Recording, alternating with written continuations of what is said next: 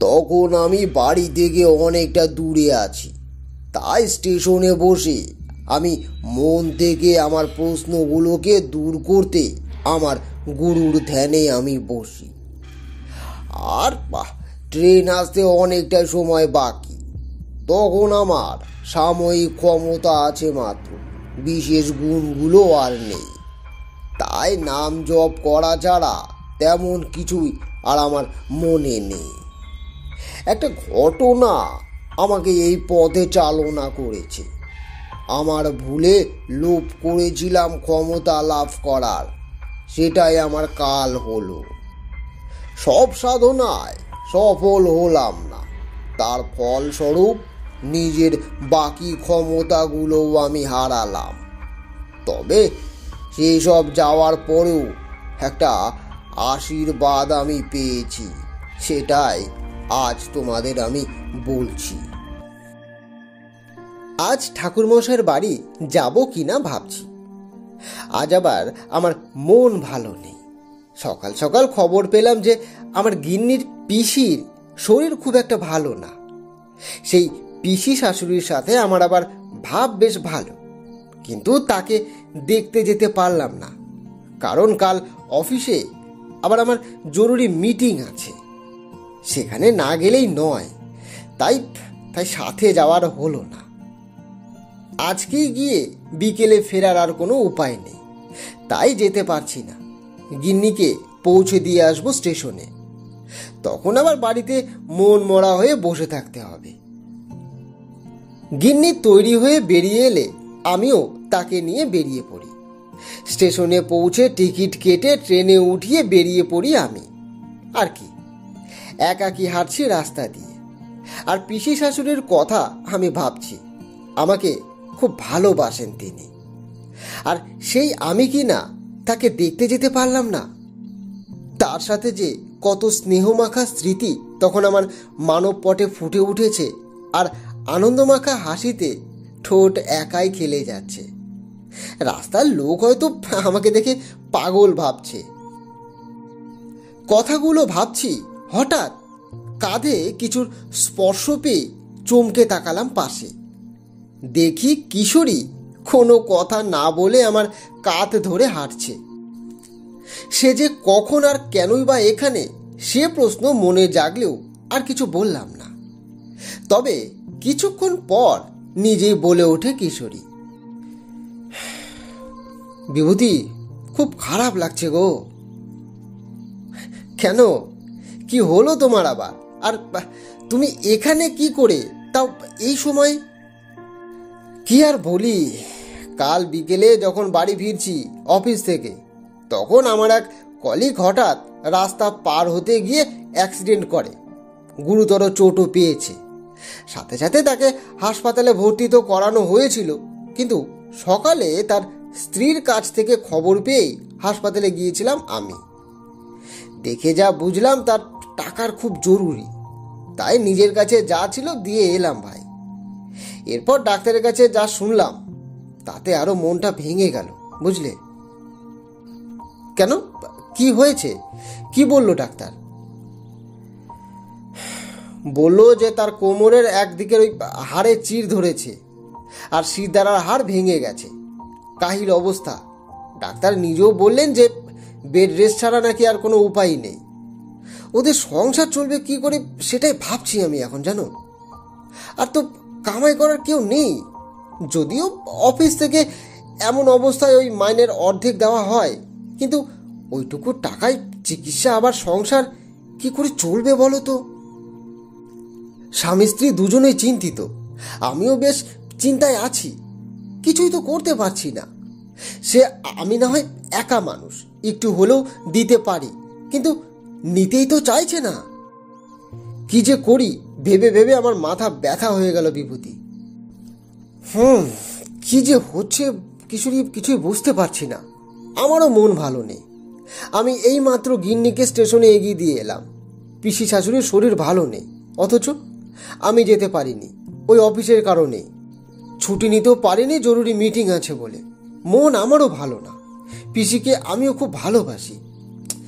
কি যে করি বিভূতি, রাস্তায় তোমাকে মাথা নিচু করে চলতে দেখে এগিয়ে আসি, কিন্তু এখন মনে হচ্ছে এড়িয়ে গেলেই মনে হয় ভালো হতো। দুজনের কষ্ট মিলে তার ভারটা বেশ অনেকটাই হয়ে যাচ্ছে গো। কি যে করা যায় আমিও তো বুঝতে পারছি না কিশোরী। একটা উপায় আছে, ঠাকুরমশাইয়ের বাড়ি গেলেই মনের ভার অনেকটাই কমে যাবে। তার গপ্প শুনে যদি মনটা অন্যদিকে ঘুরে যায় তবে শান্তি তো পাই, কি বলো? অগত্যা আমি আর না করলাম না। সত্যি দুজনের যা অবস্থা তাতে একসাথে থাকলে হয়তো আরও জীবনের নানা কষ্টের কথা মনে পড়ে মন আরও বেশি করে ভারাক্রান্ত হবে। তাই আর দেরি করলাম না, রাজি হয়ে গেলাম। সোজা ঠাকুরমশাইয়ের বাড়ি চলে এলাম আমরা। দরজায় কড়া নাড়তেই ঠাকুরমশাই নিজে এসে দরজা খুলে তো দিলেন, তবে একটিও কথা বললেন না। আমরা একসাথে ভেতরে এসে বসলাম। ঠাকুরমশাই কিশোরীকে উদ্দেশ্য করেই হঠাৎ বলে উঠলেন, কিশোরী, সব কিছু আর আমাদের মনের মতন করে কি আর হয়? আর বিভূতি, যাকে এত ভালোবাসো তার মুক্তির কথা ভাববে না? তার কষ্ট নিজে চোখে দেখতে পারবে তো? তার সুখের থেকে কষ্টটা দেখা যে কত যন্ত্রণার সেটা বলে বোঝাতে পারবো না হে। কিশোরী আর আমি অবাক। আমরা যে মনের ভাব নিয়ে এসেছি সেটা না বলা সত্ত্বেও কি করে বুঝে নিল সেটাই আমরা ভাবছি এখন। কিন্তু ঠাকুরমশাই, আপনি কি করে জানলেন যে আমরা কিছু একটা ভাবছি? তোমাদের মুখটা দেখে তো বুঝতে পারছি হে। তবে সত্যি বলতে কি, আমরা যা ভাবি আর যা করি তার মধ্যে অনেক তফাৎ আছে হে। ভাবা কাজ যেমন করতে পারি না, আবার বলা কথাও কখনো রাখতে পারি না, তেমনি ভগবান কখন কি লীলা রূপ দেখাবেন সেটা কেউ জানে না। তাই বলছি যে মনে মনে আগে থেকেই কিছু ভাবা উচিত নয়, বুঝলে? কিন্তু ঠাকুরমশাই, যাকে আমি ভালোবাসি তার ভালো থাকাটা কি চাইবো না, বলুন তো? কেন চাইবে না? চাইবে, কিন্তু সেটা তার মুক্তির পথকে আটকে নয়, বরং সেটাকে মোক্ষের দিকে এগিয়ে দিয়ে। আচ্ছা, বুঝলাম ঠাকুরমশাই, কিন্তু যদি কেউ সাহায্য না পেয়ে কষ্টে থাকে আর আমি তাকে সাহায্য করতে চেয়েও করতে না পেরে কষ্ট পাচ্ছি, সেখানে সেখানে কি আমি চেষ্টা করব না, বলুন তো? কেন করবে না? করবে তো, কিন্তু একটু সময়ের অপেক্ষা মাত্র। হয়তো তার সাহায্যের মানুষ তুমি নও, অন্য কেউ, তাই তোমাকে সেই সুযোগটা দেওয়া হচ্ছে না। কিন্তু আমি কি করে বুঝবো সেটা ঠাকুরমশাই? সেটা চোখ কান দিয়ে বুঝবে না হে, মন থেকে বুঝতে হয়। পরিস্থিতি দেখে নিজেই বুঝবে। আচ্ছা, সে না হয় বুঝলাম ঠাকুরমশাই, কিন্তু সেটা আবার কি কি করে সম্ভব? ঠিক আছে, ঠিক আছে, আমি আমি বুঝিয়ে বলছি তোমাকে। তার জন্য একটা ঘটনা তোমাদের শুনতে হবে আজ। আমারই জীবনে ঘটে যাওয়া একটা আশ্চর্য ঘটনা, যা আমাকে জীবনের দিশেহারা সময়টিতে পথ দেখিয়েছে। তাহলে তাহলে দেরি কেন? শুরু করুন ঠাকুরমশাই, শুরু করুন। এই রইল পাসিং শোয়ের প্যাকেট। এমনিতেও মনটা চঞ্চল হয়ে আছে ঠাকুরমশাই, একটু তো শান্ত হবে, বলুন না, বলুন। ঠাকুরমশাই মৃদু হেসে পাসিং শোয়ের প্যাকেট থেকে একটা সিগারেট বের করে তার বার কয়েক ধোয়া ছেড়ে আরাম করে বসে বলতে শুরু করলেন।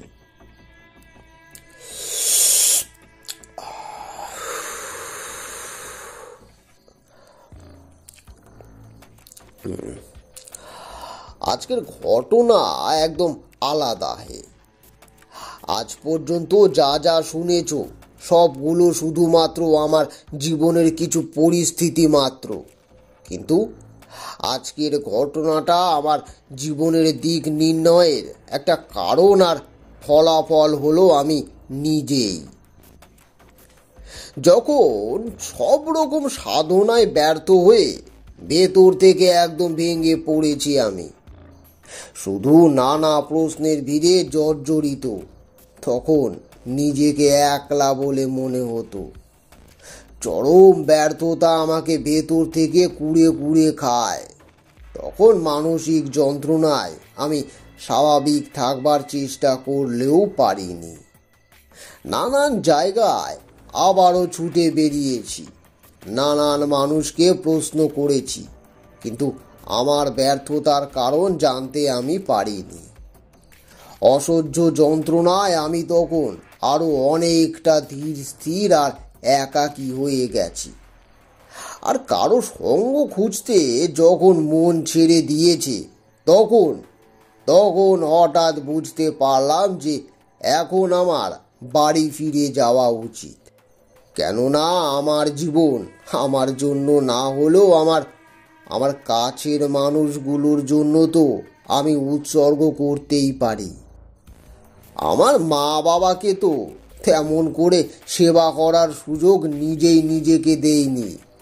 তখন মনে হলো এখন আর এদিক ওদিক না ঘুরে বাড়ি ফিরে যাওয়াটাই সঠিক।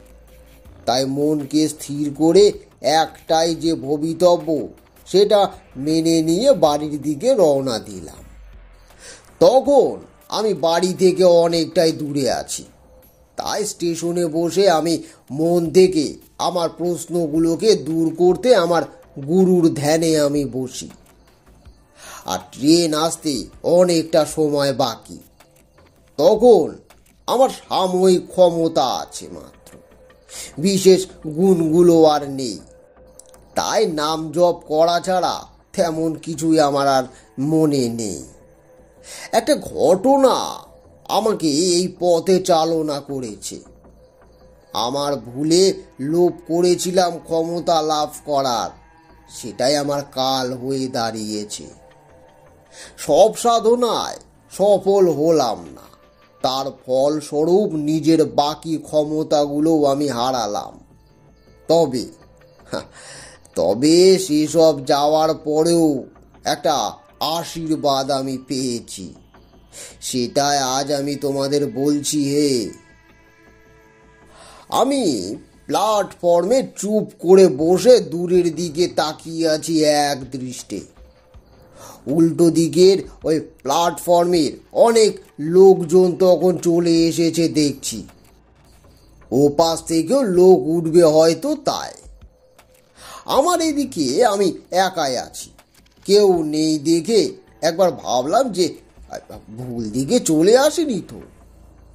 আশপাশটা দেখছি কাউকে তেমন নজরে আসছে না। বিপরীত দিকে যাব কি না সেটাই ভাবছি। এমন সময় হঠাৎ দেখি যে সব মানুষের ভিড়ে একটি বাচ্চা মেয়ে এগিয়ে যাচ্ছে স্টেশনের শেষের দিকে। তার পরনের শাড়ির আঁচল লুটিয়ে আছে নিচে, হেঁটে যাচ্ছে আপন মনে। কারোর দিকে কোনো খেয়াল নেই তার, তবে অন্য কেউ যেন ওকে দেখেও দেখতে পাচ্ছে না। আমার ব্যাপারখানা কেমন যেন লাগলো। তবে মেয়েটি আর বাকি সবাইকে দেখে লুকিয়ে লুকিয়ে স্টেশনের বাইরের দিকে যাচ্ছে।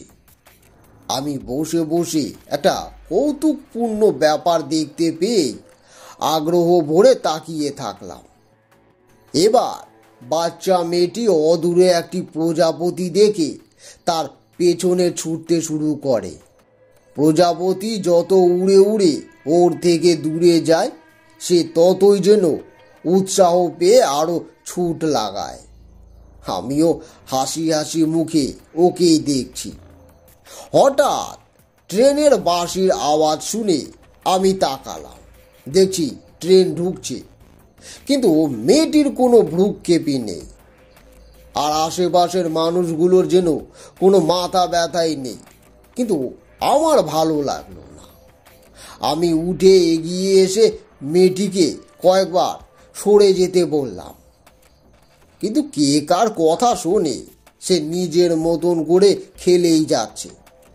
শেষে আর উপায় না পেয়ে আমি নিজে লাইনে নেমে পড়লাম। কোনো মতে ওই পাথরগুলোকে ডিঙিয়ে উল্টো দিকের প্ল্যাটফর্মে উঠলাম আমি।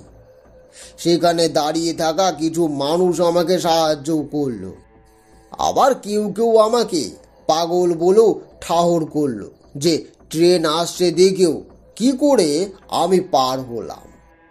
কিন্তু সবাইকে উপেক্ষা করে যখন সামনের দিকে এগিয়ে গেছি, তখন আর বাচ্চা মেয়েটিকে আমি দেখতে পেলাম না। আমি আরো অনেকটা এগিয়ে যাই, তবু কাউকে খুঁজে পেলাম না। ট্রেন ততক্ষণে চলে এসেছে আর যাত্রীরা নিজেরা উঠে গেছে। আমি অবাক হলাম এটা দেখে যে কেউ বাচ্চাটির খোঁজ করলো না। তাহলে কি সেটা কোনো মেয়ে নয়, অন্য কেউ? সবাই যখন চলে গেছে, ট্রেনও চলে গেছে। আমি তখন আবার ফিরে আসছিলাম, কিন্তু একটা বাচ্চা মেয়ের হাসির আওয়াজ শুনে আমি থমকে দাঁড়ালাম। পেছন ঘুরে দেখি যে মেয়েটি তখনও প্রজাপতির দিকে ছুটে যাচ্ছে। এবার আমি তার দিকে ছুটে আসি, কিন্তু সে কি আর আমার জন্য অপেক্ষা করছে? সেও তো নিজের মতন করে ছুটছে। কিন্তু আবারও সামনে কাউকে দেখতে আমি পেলাম না। এখন প্ল্যাটফর্ম একদম ফাঁকা, কেউ নেই। এইদিকে আর মেয়েটিকেও খুঁজে পেলাম না, তাই ভাবলাম হয়তো আশেপাশের বাড়িরই কেউ হবে। এই ভেবে নিজে ফিরে এলাম নিজের জায়গায়। আমার ট্রেন আসতে এখনো অনেকটা সময় বাকি। সাথে যা গুড় চিড়ে ছিল সেসব খেয়ে আবার সেখানে বসে থাকলাম আমি। বসে আছি আর নানা প্রশ্ন নিজেকেই করছি। আবার আমার ডান দিকের যেখানে প্ল্যাটফর্ম শেষ হয়েছে, সেখানে এক ঝোপ থেকে হাসির আওয়াজ শুনতে পেলাম আমি। আমার প্রশ্নের ভাবনার জাল ছিঁড়ে গিয়ে মনোযোগ সেখানেই নিবদ্ধ হলো।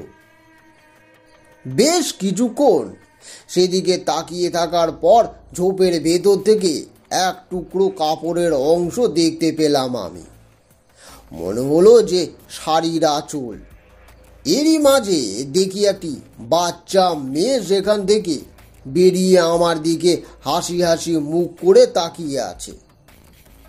আমি যখন তাকে অবাক হয়ে দেখছি, তখন বুঝলাম ওই বাচ্চা মেয়েটি যায়নি কোথাও। সে এবার পুরোপুরি ঝোপ থেকে বের হয়ে আমার দিকে তাকিয়ে হাতছানি দিয়ে ডাকছে। আমার মনে হলো যে রাস্তা হারিয়ে ফেলেছে, তাই আমাকে ডাকছে হয়তো। তাই নিজের কাঁধের ঝোলা তুলে আবার আমি রওনা দিলাম। মেয়েটির প্রায় কাছে চলে এসেছি। নিজে প্রশ্ন করলাম, খুকি, তোমার বাড়ি কি এখানে? ও খুকি। সে কোনো জবাব দেয় না, শুধু হাসে। বলছি, ভয় নেই খুকি, আমি খারাপ মানুষ নই গো। তুমি কি পথ হারিয়ে ফেলেছো? কি হয়েছে খুকি, বলো আমাকে। আমি তোমাকে বাড়ি পৌঁছে দিয়ে আসছি। তবুও সে হাসে। এবার আমার দিকে দেখে আবার প্ল্যাটফর্মের শেষের দিকে রওনা দিল। আমি তার পিছু নিলাম। আবার ডাক দিলাম, এই যে খুকি, শুনছো? ওইদিকে কোথায় যাও? এভাবে একা ঘোরাঘুরি ঠিক না। বাড়ি চলো, আমি তোমাকে পৌঁছে দেব, চলো। সেবার থমকে দাঁড়ালো, আমার দিকে এক দৃষ্টে তাকিয়ে। তার চোখে এবার অস্পষ্ট একটা কষ্ট আমি দেখতে পাচ্ছি, কিন্তু মুখে কোনো কথা নেই। এই দেখে বুঝলাম যে কথা বলতে হয়তো পারে না। ঠিক আছে মা, ঠিক আছে, তোমাকে কিছু বলতে হবে না। আমাকে দিক দেখিয়ে দাও, আমি তোমাকে তোমার বাড়িতে পৌঁছে দিচ্ছি। এবার মেয়েটির মুখে যেন হাসি ফুটে ওঠে। সে আমাকে একটা দিক দেখিয়ে দিয়ে ছুট লাগালো। আমি ঠিক ঠাহর করতে পারলাম না, তবে সামনে আর কাউকে দেখতে পাচ্ছি না। এদিক ওদিক দেখতে দেখতে পেলাম উল্টো দিকের সেই আগের ঝোপের মধ্যে মেয়েটি দাঁড়িয়ে আছে, আমাকে হাত ছানি দিয়ে ডাকছে। অগত্যা সেদিকে যেতে হলো লাইন পেরিয়ে। যখন কাছে এলাম তখন মেয়েটি হাঁটতে শুরু করেছে সামনের দিকে। বুঝতে পারছি সে আমাকে তার বাড়ির রাস্তা দেখাচ্ছে, যাতে আমি তাকে পৌঁছে দিয়ে আসি। তাই আর কিছু না বলে ওর সাথে এগিয়ে যাই আমি। ট্রেন এলে বুঝতে পারবো, তখন দৌড়ে এলেই চলবে খন। হাঁটতে হাঁটতে আবার জিজ্ঞেস করলাম আমি, বলছি খুকি তোমার নাম কি? মেয়েটি আমার দিকে একবার তাকিয়ে হাসলো শুধু। এবার বুঝলাম সত্যি সে কথা বলতে পারে না বলেই কিছু বলছে না হয়তো। মনে আমার কষ্ট লাগলো। এমন মিষ্টি দেখতে একটি মেয়ে, তার এমন খামতি সারাটা জীবনে ওকে ঝেলতে হবে। সমাজ তো ওকে শান্তিতে বাঁচতেও দেবে না। কত কষ্ট যে ওকে সহ্য করতে হবে। ভগবান তো জেনে দেখেও চুপ করে আছে, কিছুই করছে না। কিন্তু কেন যেন আবারও আমার মন অশান্ত হয়ে ওঠে। নিজের এই পরিণতি আর বাচ্চা মেয়েটির জীবনকে যেন এক মনে হতে থাকে। মনের মধ্যে চেপে থাকা রাগ কষ্টগুলো আমাকে শেষ করে দিচ্ছে। হঠাৎই মেয়েটি থমকে দাঁড়ায়। আমিও দাঁড়িয়ে গেছি। তারপর আমার কাছে এসে দাঁড়ায়, আমার হাত ধরে। এত সুন্দর করে হাসলো যে আমি আমার সব গ্লানি ভুলে গেলাম। জীবনকে যেন আনন্দময় মনে হতে লাগলো। আমার হাত ধরে কিছুটা টেনে নিয়ে এসে তারপর দূরে এক জায়গার দিকে আঙ্গুল নির্দেশ করে দেখায়। আমি সেদিকে তাকাতে দেখি একখানা ঘর দেখা যাচ্ছে। বুঝলাম সেটাই ওর বাড়ি। ওইটা ওইটা তোমার বাড়ি বুঝি? ঠিক আছে, আমি তোমাকে পৌঁছে দিয়ে আসছি মা, চলো চলো আমার সাথে। এই বলে আমি লাইনের ধারের উঁচু পাড়গুলো দিয়ে হাঁটছি, মেয়েটি আমার পেছনে। আমাকে নামতে হবে নিচে, আর সেখানে অনেক পাথর আছে, তাই সাবধানে নামছি। কিন্তু হঠাৎ পেছন থেকে ধাক্কা অনুভব করায় পাথরের মধ্যে পা হড়কে গিয়ে সোজা নিচে গড়িয়ে পড়ি। কানে ভেসে আসে একটা খিলখিলে হাসি। মাথাটা শক্ত কিছুর সাথে ধাক্কা লাগায়, সেখানেই আমি জ্ঞান হারাই। চোখের সামনে নেমে আসে অন্ধকার। এরপর ঠিক কি হয়েছে আমি জানি না, আমার জ্ঞান ছিল না। যখন জ্ঞান ফিরল তখন দেখি আমি একটা কুঁড়ে ঘরের মধ্যে আছি। চোখ খুলে দেখি এক মাঝ বয়সী লোক আমার থেকে হাত কয়েক দূরে বসে ঢুলছে। আমি মাথা তুলতে গিয়েও পারলাম না, ব্যথায় মাথা ছিঁড়ে যাচ্ছে আমার।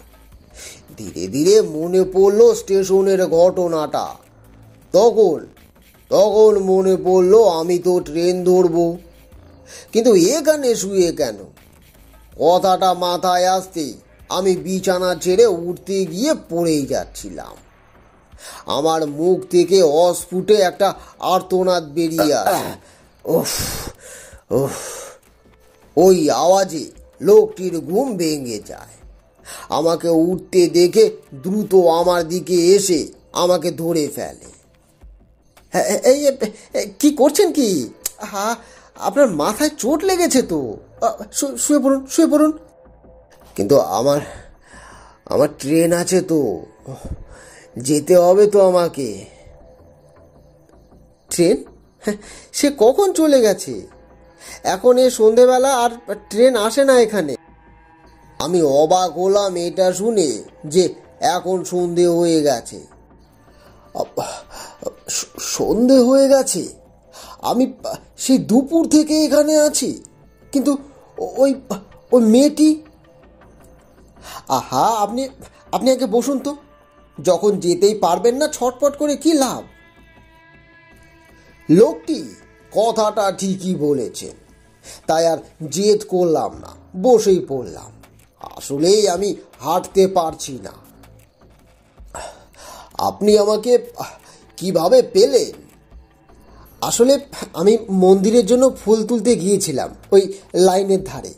তখন হঠাৎ একটা ব্যাগ দেখতে পেয়ে খুঁজতে খুঁজতে আপনাকে দেখতে পাই আমি। মাথায় লেগেছে পেছনে আপনার। আমি ওষুধও লাগিয়ে দিয়েছি। ঠিক আছে, আমি আমি আছি।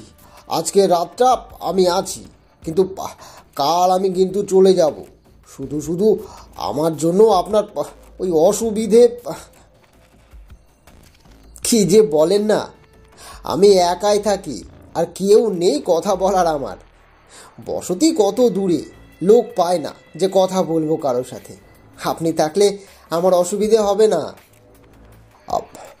একা কেন থাকেন? গ্রামে গিয়ে থাকলেই তো পারেন। থাকতাম, আগে থাকতাম, কিন্তু এখন থাকি না। সব আমার নিজের দোষেই হয়েছে। আমি তো তাকে তাড়িয়ে দিয়েছি, তাই নিজের প্রায়শ্চিত্তর জন্য এখানে আমি আছি।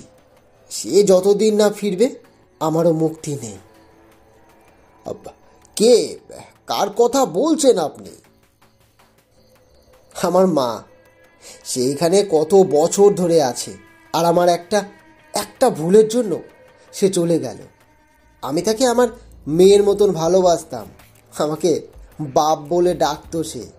কিন্তু আজকে দেখুন, আমি তাকেই অবহেলা করে কত ভুল করেছি। তাই রাগ করে আমাকে ছেড়ে চলে গেছে আমার মা। আমার কৌতূহল হলো, তাই বললাম, আমাকে আমাকে সবটা বলতে পারবেন? কি কি হয়েছিল? এখন আর লুকিয়ে কি করব? যা ভুল করেছি সবটা বলতে পারলে মনটাও আমার একটু হালকা হবে। সে যাই হোক, আমি এই কুমুরপাড়া এলাকার বাসিন্দা। আমার নাম জগদীশ চ্যাটার্জি। আমার প্রপিতামহ পুজো করতেন, সেই সুবাদেই আমারও সেই সব শেখা। তাই নিয়েই জীবন চলছে। পুজো করতাম আমিও এই পাশের এক মন্দিরে। এই এলাকার জমিদার রূপনারায়ণ ব্যানার্জি, তিনি আমাকে তার এই শালবাগানের মন্দিরে পুজোর ভার দেন। ভালোই দিন কাটছিল। পুজো করে মন্দিরের কাজ করে সকাল থেকে বিকেল গড়িয়ে যায়। রাতে এখানে বড় একখানা প্রদীপ জ্বালিয়ে দিয়ে বাড়ি ফিরতাম আমি। ওই প্রদীপ বিশেষভাবে কুমোরকে দিয়ে বানানো। সেটা সারা রাত জ্বলে, তারপর সকালে এলে আমি সেটা নিভিয়ে দিই। জীবন বেশ ভালোই চলছিল, কিন্তু অঘটন ঘটে এক বিকেলে। প্রতিদিনের মতন আমি বিকেলে আমার কাজ শেষ করে প্রদীপ জ্বালিয়ে দিয়ে বেরিয়েছি। তখন একটা বাচ্চা মেয়ে এসে মন্দিরের কাছে বসে। আমি ওকে দেখে প্রশ্ন করি যে সে কে, কারণ ওকে আমি চিনতে পারিনি। এখানে যে থাকে না সেটা আমি বুঝতে পারছি। আমাকে দেখে মেয়েটি হেসে কোনো জবাব দেয়নি। আমি ওকে আমার বাড়িতে নিয়ে আসি। জমিদার বাড়িতে পরের দিন নিয়ে গিয়ে ওর কথা বলতে জমিদার বাবু ওর বাড়ির লোকের খোঁজ করবেন বলে আমাকে আশ্বাসও দিলেন। তবে মেয়েটিকে আমার এত পছন্দ হয়েছে যে আমি ওকে আমার কাছেই রেখে দিলাম। রোজ আমরা একসাথে মন্দিরে যেতাম, একসাথে বাড়িতেও ফিরতাম। ওকে আমি খাইয়ে দিতাম, মাঝে মধ্যে আমাকে ও খাইয়ে দিত। আমাদের দিন বেশ ভালোই চলছিল। মেয়েটিকে কোনোদিন বাড়ি যাওয়ার জন্য কাঁদতেও দেখিনি। তবে মেয়েটি আসার পর গ্রামের মানুষ ওকে দেখে খুব খুশিও হয়। কেউ মন্দিরে মন খারাপ বা বিপদ নিয়ে এলে মেয়েটি নিজেই ওর কাছে গিয়ে মাথায় হাত বুলিয়ে এক দৃষ্টে ওর দিকে তাকিয়ে থাকতো। কি জানি কেমন করে যে সব কি হতো, ওই মানুষটা কেমন করে যেন বুঝে যেত এখন ওকে কি করতে হবে। এবার অনেকজন নিজের বিপদ আর সমস্যা থেকে মুক্তিও পেয়েছে। এমন করে দিন যায়, লোকের মধ্যে মেয়েটির আরও পরিচিত হতে সবাই ওর কাছে আসে। এরপর ওর নাম রাখা হয় রুদ্রাক্ষী। সে আমাদের সাথে বেশ মিলেও যায়। তখনও ওর পরিচয় জানি না কিছু, তখনও ওর পরিচয় পাওয়া যায়নি কিছুই। তাই আমি আমি ঠিক করি যে ওকে এখানেই রেখে দেব। তারপর দিন ভালোই কাটছে। কতজন কত কি বুঝতে পারে। কেউ বিপদে পড়লে রুদ্রাক্ষীর নাম নিলেই সে বিপদ থেকে মুক্তিও পায়। আমাদের এখানে এই মন্দিরে কালীমা আছে। তিনি এখানে সন্ন্যাসিনী রূপে পুজো হন। তার গলায় রুদ্রাক্ষের বিশাল মালা আছে। প্রতি বছর তার পুজো করা হয় কালী পুজোর দিনই। আমি আর রুদ্রাক্ষী মিলে মায়ের পুজো আর সেবা করতাম। এই মাসখানেক আগে যখন কালী পুজো হলো, তখন জমিদার নিজে দাঁড়িয়ে থেকে পুজো দিয়ে মাকে ভোগ দিতেন। আমরা তখন দরজা বন্ধ করে অপেক্ষা করছি যে মায়ের খাওয়া হয়ে যাবে, তখন দরজা আমরা খুলে দেব। নির্দিষ্ট সময় পর যখন দরজা খুলেছি, তখন দেখি রুদ্রাক্ষী মায়ের থালা থেকে খাবার তুলে তুলে খাচ্ছে। আমি তো দেখে অবাক, ও কখন ভেতরে গেল? আমার সাথে তো আমার পাশেই ছিল। আমি নিত্য পুজো করলেও বছরের আসল পুজো করে অন্য এক পণ্ডিত। তিনি তো রেগে আগুন। জমিদার বাবুও তাই। রুদ্রাক্ষীকে মারতে মারতে সেখান থেকে বের করলো, আর আমি আমি আমি কিছুই করতে পারিনি। ওর কষ্ট দেখে আমার মন কেঁদে ওঠে। আমি বাধা দিতে গেলে জমিদার বাবু আমাকে সরিয়ে দেন। কেউ আমার কথা শুনল না, ওকে গ্রাম ছাড়া করলো। কিন্তু ওর মুখে একটুও কষ্ট দেখলাম না, বরং যেন একটা তাচ্ছিল্যের হাসি লেগেছিল। আমি বাধা দিতে পারিনি, কারণ আমার মতন সামান্য পূজারীর কথা কি পণ্ডিত মশাই শুনবেন? তার পরদিন সকালে যখন মন্দিরের দরজা খুলেছি, দেখি মায়ের মূর্তি নেই। মায়ের গলায় রুদ্রাক্ষের মালা পড়ে আছে, কিন্তু সেটা কালো কুচকুচে। হাত দিয়ে সেটা ধরতে গেলাম, সেটা এতটাই গরম যে ছোঁয়া মাত্র আমার হাত জ্বলে গেল, যেন মা রেগে সেই মালা জ্বালিয়ে দিয়েছেন।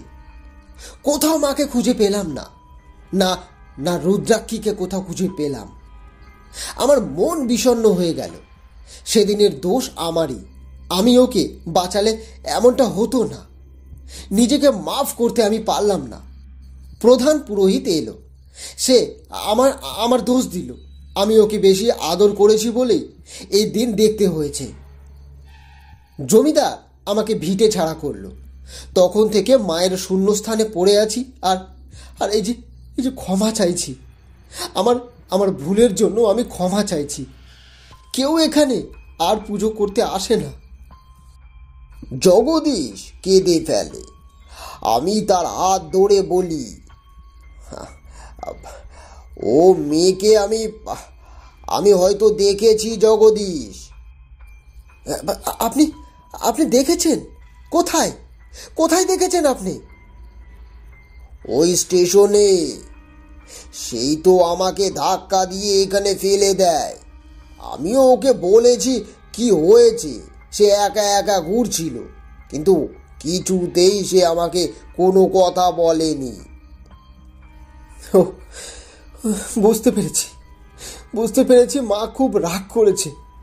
মা রাগ করেছে যে আমাকে আমাকে ক্ষমা করবে না, আর ক্ষমা করবে না। কি করব এখন ঠাকুরমশাই? আমি কি করব? আচ্ছা আচ্ছা, দেখে তো মনে হয় আপনিও একজন পূজারী। আপনার গলায় এই মালা আর কপালের এই তিলক। পারবেন না মাকে ফিরিয়ে আনতে? বলুন না ঠাকুরমশাই। আমি না, পূজারী নই, আমি সামান্য সাধক মাত্র। কিন্তু আমার এখন কোনো ক্ষমতাই নেই। সব ক্ষমতা আমি হারিয়ে ফেলেছি। সবটাই ওই আমার কপাল দোষে। কি কি বলছেন? কি বলছেন আপনি? হ্যাঁ, মনের কষ্টে আমি বাড়ি ফিরে যাচ্ছিলাম। তবে এমন কথা শুনে সত্যি খুব খুব খারাপ লাগলো আমার। জগদীশ কোনো আশা না দেখেই হঠাৎ আমার পা জড়িয়ে ধরে।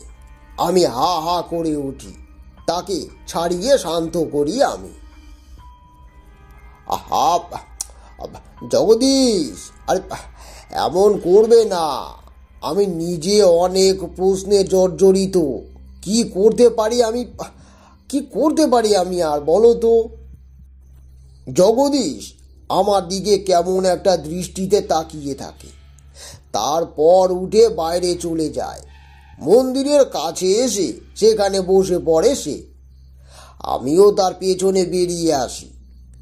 মন্দিরের ভেতরে সত্যি একটা মালা পড়ে আছে, তবে অন্ধকারে বুঝলাম না যে সেটা কালো কি না। জগদীশ মন্দিরের চাতালে পড়ে হাও হাও করে কাঁদতে থাকে।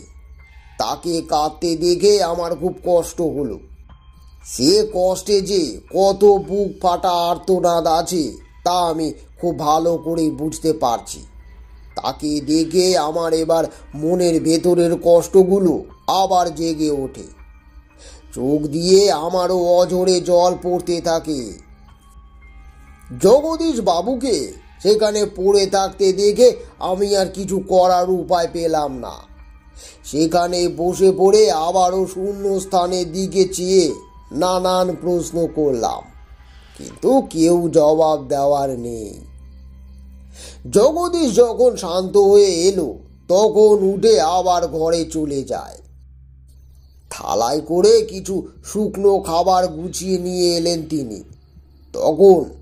তখন বাইরে অন্ধকারের মধ্যে দুজনে বসে কেউ কারো কষ্টগুলো দেখতে চায় না, যেন ইচ্ছে করে মিথ্যে লুকোনোর চেষ্টা। নিন নিন ঠাকুরমশাই, খেয়ে নিন। ভাববেন না আমি আমার পাপের ভাগ ভোগ করছি। আপনি নিজের আপনার জন্য আপনার জীবনের অনেকটা সহ্য করছেন, তা আমি বুঝতে পারছি ঠাকুরমশাই। আমি খুব দুঃখিত যে আপনাকে সাহায্য করতে পারছি না। নিন নিন, খেয়ে নিন। না, আর মন চাইছে না। খান, বেঁচে তো থাকতে হবে নাকি? না হলে পাপ ভোগ করবো কি করে আমি? তার কথা শুনে আমার গলা রুদ্ধ হয়ে আসে। খারাপ লাগতে থাকে সত্যি, কত কষ্ট তিনিও পাচ্ছেন। আমরা ওই শুকনো খাবার অনিচ্ছা সত্ত্বেও খেয়ে ঘরে এসে শুয়ে পড়লাম। কি আর কথা বলার আছে? শুয়ে শুয়ে দুজনে নিস্তব্ধে নানান কথা ভাবছি। কারণ এর আগে কতজনের কত কাজ করেছি, নানানভাবে গুরুর কথা শুনে নানাভাবে সাহায্য করেছি, কিন্তু আজ কিছুই পারছি না। ওইদিকে হয়তো জগদীশ নিজেও মায়ের কথায় ভাবছে। আর ওই বাচ্চা মেয়েটি সত্যি তো কতটা মিষ্টি আর মায়া করা দেখতে। তাকে যারা তাড়িয়ে দিল তারা ঠিক আছে, আর যে মানুষ তাকে বেশি ভালোবাসে সেই শাস্তি পেল। মা কি কিছুই দেখে না? তাদের শাস্তি দিতে পারে না? এই মানুষটিকে কেন শুধু শুধু কষ্ট দিচ্ছে মা? কথাগুলো ভাবতে ভাবতে চোখটা হয়তো লেগে গেছিল, কিন্তু সেই তন্দ্রা ভাব কাটালো মাথায় কিছু ছোঁয়া পেতে। চোখ খুলে উল্টো দিকে তাকিয়ে দেখি সেই মেয়েটি হাসি হাসি মুখ করে আমার দিকে চেয়ে আছে। সে আমার মাথায় হাত বুলিয়ে দিচ্ছে। আমি উঠে বসে প্রশ্ন করলাম, তুমি কোথায় চলে গেছিলে? জগদীশ কতটা কষ্ট পাচ্ছে মা। এই দেখো মা, দেখো। মেয়েটি খিলখিল করে হেসে ওঠে। তারপর হঠাৎ ঘর থেকে বাতাসের মতন যেন মিলিয়ে যায়। এরপর ঘরের দরজা নিজে থেকে খুলে যায়। আমি অবাক হয়ে তাকিয়ে আছি। তারপর স্পষ্ট দেখলাম মেয়েটি মন্দিরের কাছে এসে দাঁড়িয়ে এক দৃষ্টে তাকিয়ে। এরপর মন্দিরে ঢুকতে গেলে ছিটকে দূরে পড়ে যায়। তার মুখে একটি কষ্ট ফুটে ওঠে, তা আমি স্পষ্ট দেখতে পাই। আমি দৌড়ে বাইরে এলাম। মেয়েটিকে তুলে সরে যেতেই দেখি আমার হাতে কেউ নেই। এরপর মেয়েটিকে দেখি দূরে দাঁড়িয়ে আছে। সে কষ্টে যেন ছটপট করছে, বারবার মন্দিরের দিকে দেখছে আর আমার দিকে দেখছে। আমি ঠিক কি করব তা বুঝতে না পেরে মন্দিরের দরজা খুলে ভেতরে দেখতেই দেখি বেদির মধ্যে পড়ে থাকা রুদ্রাক্ষের মালাটা। সেই মালাটায় আগুনের লাভার মতন জ্বলছে আর সেটা থেকে কালো আলো বেরিয়ে যাচ্ছে। দেখা মাত্র আমার মনের মধ্যে কেউ যেন বলে দিল, তারানাথ, আর দেরি নয়, এই সুযোগ, মালাটা তুলে নে, সেটা নিয়ে ধ্যানে বস, তাহলে নিজের আর জগদীশের সব প্রশ্নের জবাব পাবি। আমি সাথে সাথে তাই করলাম। যতই গরম হোক, মন একাগ্র করে সেটা হাতে নিয়ে সেখানেই বসে পড়লাম ধ্যানে। বার কয়েক মায়ের নাম জপ করতে আমার মন শান্ত হয়ে এলো। এরপর ধীরে ধীরে সেখানে কিছু ছবি ফুটে উঠল। এক পূজারী পুজো করছে, তার দৃষ্টি মায়ের মুকুটের দিকে। সেটা পুরো সোনার। খেতে দেওয়ার নাম করে দরজা বন্ধ করে সেটা সরিয়ে আবার অন্য একটি পরিয়ে দিয়ে দরজা বন্ধ করে।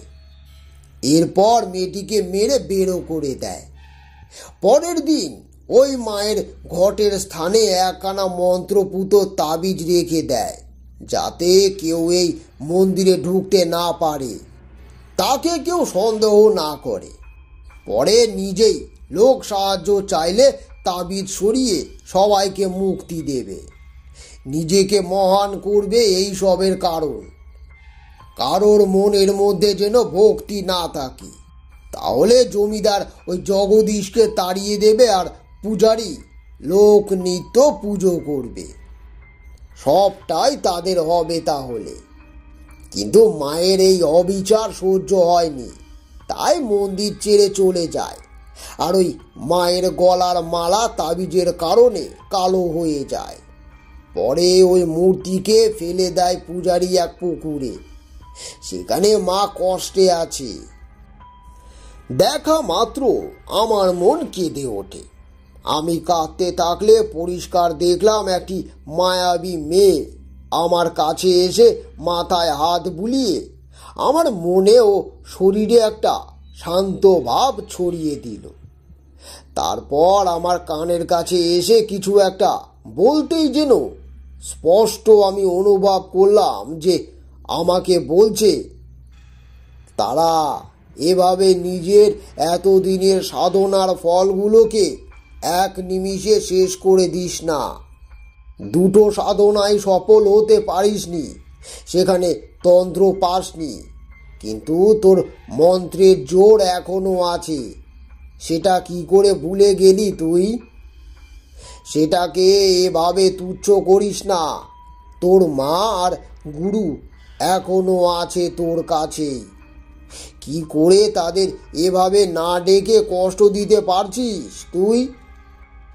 তোর সব প্রশ্নের জবাব হলো ওই সাধনা করে নিজের শক্তি না বাড়িয়ে বরং যা আছে তোর কাছে ওই ভক্তি, সেটাই কাজে লাগিয়ে মানুষের উপকার কর।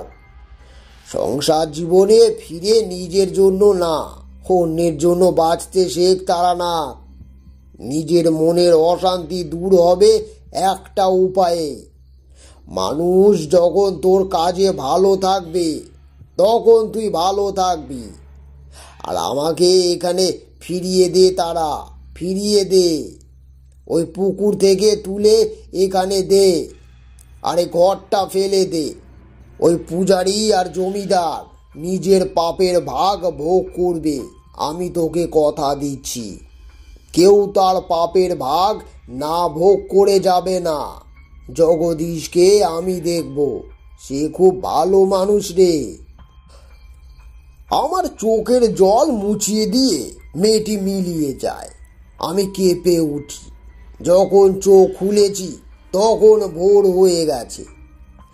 যা দেখলাম সব কি ঠিক, কিন্তু বেদির কাছে একটা ঘট দেখে আর দেরি না করে ওই রুদ্রাক্ষের মালা বেদিতে রেখে বেরিয়ে যাই আমি। পুকুরখানা দেখেছিলাম ওই দক্ষিণ দিকে, সেখানে এসে ওই ঘট মন্ত্র পড়ে ভাসিয়ে দিই। ডুব দিলাম আমি ওই গভীরে। তারপর সত্যি নিচে একটা মূর্তিকে পড়ে থাকতে দেখলাম। সেটাই তুলে যখন উপরে এনেছি, দেখি এখনো সেটা অক্ষত আছে। কোনো মতে সেটাকে তুলে নিয়ে এসে বেদিতে আমি রাখি। মায়ের পরনের সেই শাড়ি আর হাসি মুখ দেখে মনে হলো খুব চেনা, কিন্তু মায়ের সাজ নেই, অলংকার নেই। তাই আবারও পাশের শালবনে আসি আমি। সেখানে যদি ফুল পাই। খুঁজে খুঁজে ফুল নিয়ে এসে দেখি জগদীশ উঠে গেছে। সে মন্দিরে মাকে দেখে কান্নায় ভেঙে পড়েছে। আমাকে দেখে সে ছুটে আসে। কোথায় কোথায় পেলে মাকে? মাকে কোথায় পেলে? আমি তাকে কিছুই বললাম না, শুধু হেসে ফুল দেখিয়ে বললাম, মাকে সাজাতে হবে তো, চলুন চলুন চলুন। সেই ফুল দিয়ে মাকে অলঙ্কৃত করে পুজোর সরঞ্জাম সাজাতে বসি দুজনে। একে একে সব কাজ হতে পুজোয় বসি আমরা। আমি আমার মতন করে পুজো করছি, দুজনে বিভোর হয়ে আছি। হঠাৎ বাইরে মানুষের গুনগুন আওয়াজ। কি করে যেন গ্রামের সবাই খবর পেয়েছে এখানে আবার পুজো হচ্ছে, মা ফিরে এসেছে। জগদীশকে আরতি করতে দিয়ে আমি বেরিয়ে আসি। সে কাঁদতে কাঁদতে আরতি করছে আর মায়ের পা নিজের চোখের জলে মুছিয়ে দিয়ে ক্ষমা চাইছে। তারই মাঝে আমি সবাইকে প্রশ্ন করতে ভিড় থেকে হঠাৎ একজন বলে ওঠে, ওই একটা বাচ্চা মেয়ে ভোরে সবার বাড়িতে এসে বলল যে মা আবার নাকি ফিরে এসেছে। এখানে যা যা হয়েছে সবটা বানানো কাজ ছিল ওই পূজারীর। জমিদার বাবু নিজেও ছুটে এসেছেন এটাই বলতে যে তার বিছানায় নাকি কাল রাত্রে কেউ মায়ের মুকুট রেখে গেছে। কথা শেষ না হতে জমিদার অন্ততন্ত হয়ে আসে। কাঁদতে কাঁদতে ভেতরে এসে মাকে মুকুট পরিয়ে জগদীশের পায়ে লুটিয়ে পড়ে ক্ষমা চায়। ওদের ওই কষ্ট আর আনন্দ দেখে আমার খুব ভালো লাগে। তবে সব কিছুর মাঝে দেখি ওই বাচ্চা মেয়েটি মন্দিরের পেছন থেকে বেরিয়ে এসে তার হাতে ওই রুদ্রাক্ষ। সে এসে আমাকে হাত ছানি দিয়ে নিচু হতে বলে। আমি ঝুঁকে গেলে আমাকে মালাটা পরিয়ে হাসি মুখে মন্দিরের ভেতরে ঢুকে যায়।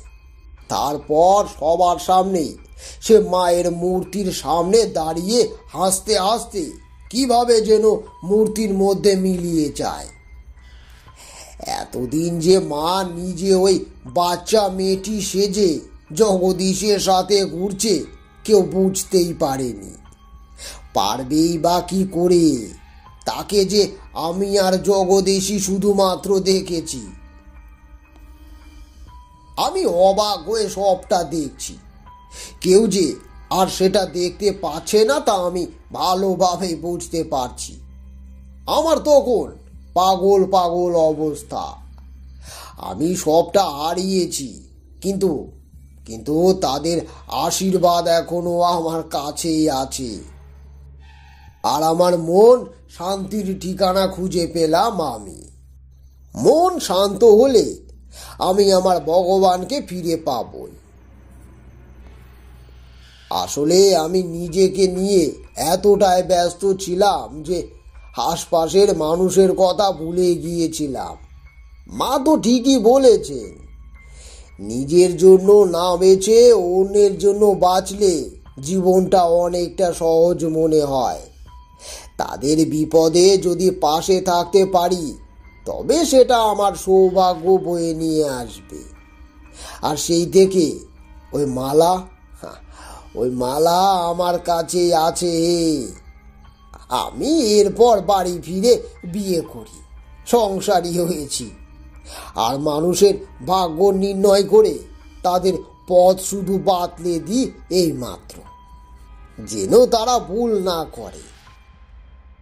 ঠাকুরমশাই কথা শেষ করে আমাদের দিকে উজ্জ্বল চোখে তাকালেন আর হাতের ইশারায় একদিকের দেওয়ালে দেখালেন।